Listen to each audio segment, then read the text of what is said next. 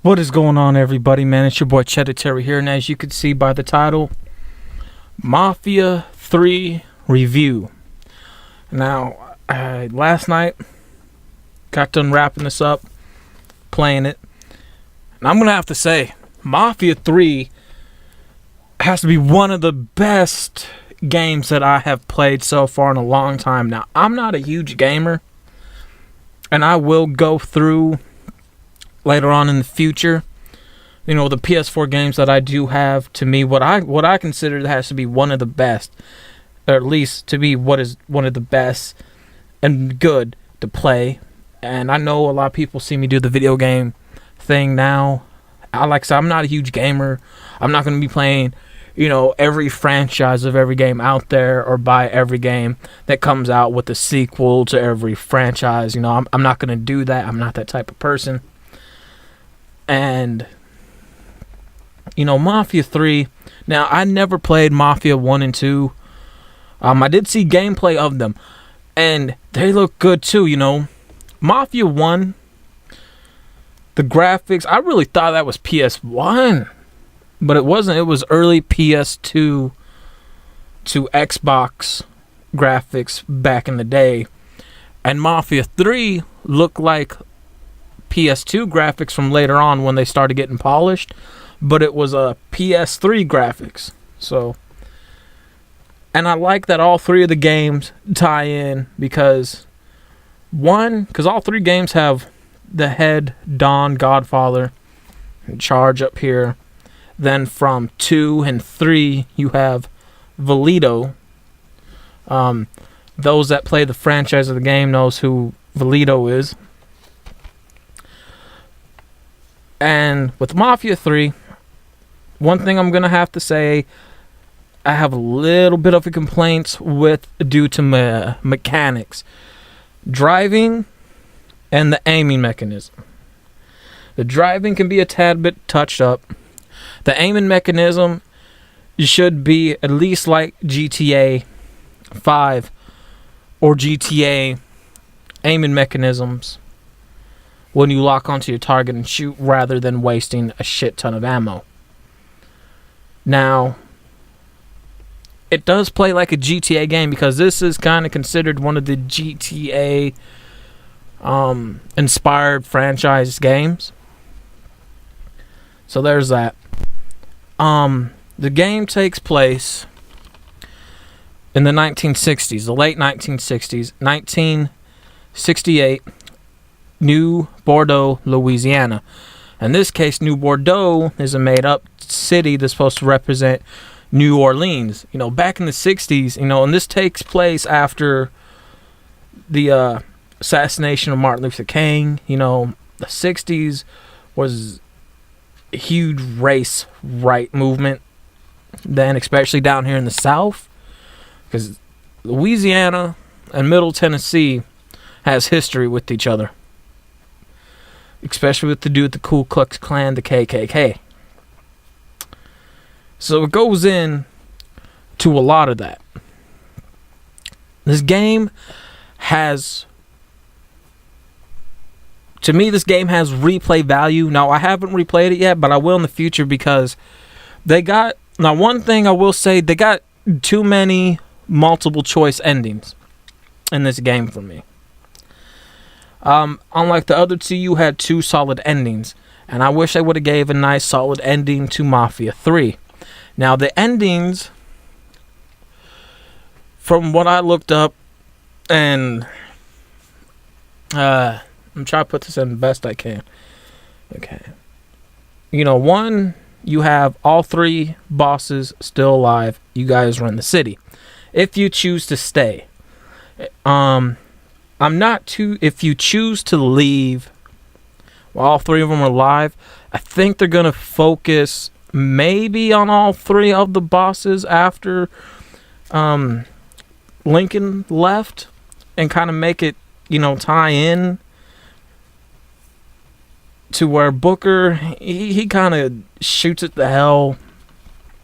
And Sandra does all right for a while until the IRS goes after her and they choke the city out fundings, money, school, things like that till they give her up and she disappears. But I like her ending a bit better. And the reason why I say that, because the interview that kind of goes into it, the little cutscene interviews in this game, those have played it, with hers, it kind of gives like a ghostly type ending. Like, was it like kind of like not like spiritual wise, but was she really there to begin with? Especially how they show her walking in this cutscene interview with her ending, kind of looks like she's half dead, like a zombie, and then just disappears like a ghost when a truck passes by. Valito's ending is a bit better. I say that because he brings the city to the riches, especially during the casino part, because he takes over the casino. I'm not going to get into the DLCs. I seen reviews of those in one video, and I say those don't tie into none of the doesn't even tie into the game, because the other ending, if you choose to stay, and there's two endings if you choose to stay with that. One ending is that if you choose to stay and all three are alive, you rule the city together, you become this big hot shot. Or you can choose to rule alone and get yourself killed by the priest who blows up your car. And even if you choose to leave, it still has Lincoln Clay's ending to where, you're in California somewhere. But I would like to know what the original ending was, because what I got from this, how they're talking, because the game, as you're playing in the story, takes place in the 1960s. The interview with the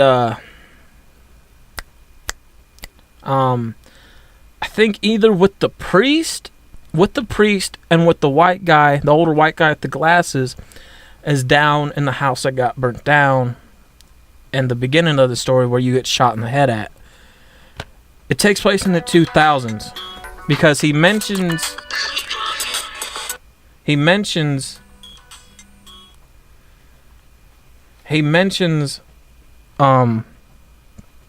about certain police work that didn't take place and stuff like that till the 90s. In the 90s. And the way they were talking is like whatever the original ending was, like something happened to Lincoln Clay, and I have a feeling that he didn't come out of it alive in the end. Because I say that because the white guy, the older white guy that gives the interview down in the basement, he, in one cutscene, if you die, if your car gets blown up at the end, like I said, they have multiple endings, way too many of them. He says, I still hear Lincoln Clay's footsteps in those army boots, and I'm thinking every time I hear him, he's going to come for me next. So there's that. Also, the cutscene ending that takes place probably around the early 70s with the CIA agent who you work with. They quote JFK, his assassination, and one of the theories is that one of the people on the council board was working with the Mafia that had him assassinated. So I like how that ties in. So it ties in certain things that happened, kind of, in real life, in our history of our nation, things out of that nature. Things out of that nature, right? The writing, I like the writing because the story was so good that this game, it's good, it's really good. And going back to replay value, there are cutscenes to where if it's on YouTube, but I don't want to get too much into those. It's like if you pick one person to give the whole turf to, the other two underbosses who you work with, you have to take them out, stuff like that. But it's a good game. I enjoy this game, and again, later on in the future, I'm going to go through I don't have a lot of PS4 games, but the ones I have are considered one of the best to me, in my opinion, and some of the best I have played. But right now, in a long time, Mafia 3 is really good. I wouldn't mind owning the first 2 Mafia games, even though I don't have the systems for those, but I wouldn't mind owning them just to have them to my collection. But Mafia 3, wow. Now, I like that it ties in to the first 2 Mafia games, because you have the head Don Godfather, who's pretty much one of those types to where, hey, you wore out your use, or you're doing something that I told you not to do, so I gotta knock you off, right? Who knocks off the bosses that are under him. And then plus this is the same guy that took in Valito, but Valito don't give a shit about him, because Valito got screwed over after part 2. And if there were to be a part 4 to this, I would like to see what Valito's life was after 2 and going into 3. I really would. I would really enjoy that. There is a theory that he believes Joe is dead, because when you're doing work for Valito or some of the side missions, you're trying to figure out what happened to his buddy Joe and the end of Mafia 2. And the guy, the chauffeur in Mafia 3 looks like an older version of Joe. And the reason why I say that is because I think Joe became a servant to the older Don Godfather in the game, who you kind of walk with for a little while and talk to after you kill Sal Marcano, because he didn't like Sal Marcano very much. And the chauffeur, he has like the Kango hat, an old style Kango hat, and a brown coat type of deal. And they really focus on him heavy 2 times, especially during the last one, because and they're doing it because it does look like Joe. And I believe if you go with Valito all the way, you do free Joe from that guy, because throughout the entire of Valito's life, he's been looking for his pal Joe, and it just ties in, and that's what I like. That's what I like. Again, like one, and going back to the DLCs, Faster Baby, and then the one with the detective stuff that has something to do with voodoo religion, seem like the 2 good DLCs, but they don't tie into the story in each way. And because of that, I wish there would have been the original ending to this game, because I believe Lincoln Clay got killed or assassinated. I really do. Now, if you guys want to talk now, to me, Mafia 3, the Mafia games, just like the Scarface games, go into that GTA inspired franchise. And for me, I'm gonna say it. Mafia 3, based off the GTA games that I have played. Now, I have Scarface, but I don't have it out because it's packed up. To me, Mafia 3 is better than Vice City, because I love the hell out of Vice City. To me, Mafia 3 is better than San Andreas. And we all know San Andreas is that top GTA game from the GTA franchise, right? And I do believe Mafia 3, even when you compare graphics to the PS4 version of Grand Theft Auto 5. Don't get me wrong, Grand Theft Auto 5 has more stuff, more unlockables to get with guns and cars in the PS4 version. And I do recommend the PS4 version to Grand Theft Auto 5. Now, and to wrap this up, I recommend, if you have an Xbox One or PS4, get Mafia 3. Get Mafia 3. You are not going to regret it. It's a really great game. I know right now I'm down to my last PS4 game, which we will be getting into.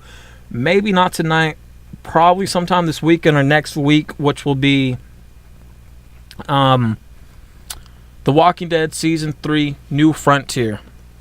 And after that, I'm going to be playing some PS2 games, which is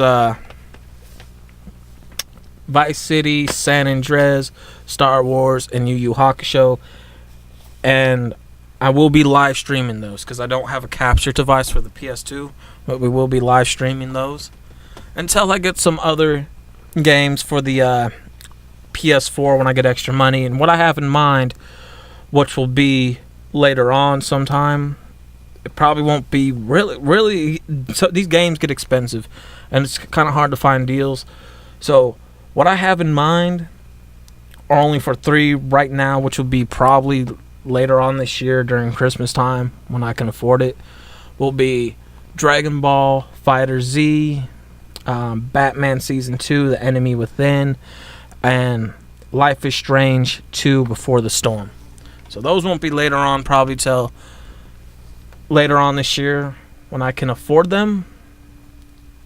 So as of right now, yeah, Mafia 3 is one of the, to me right now, is even better than Scarface at this moment.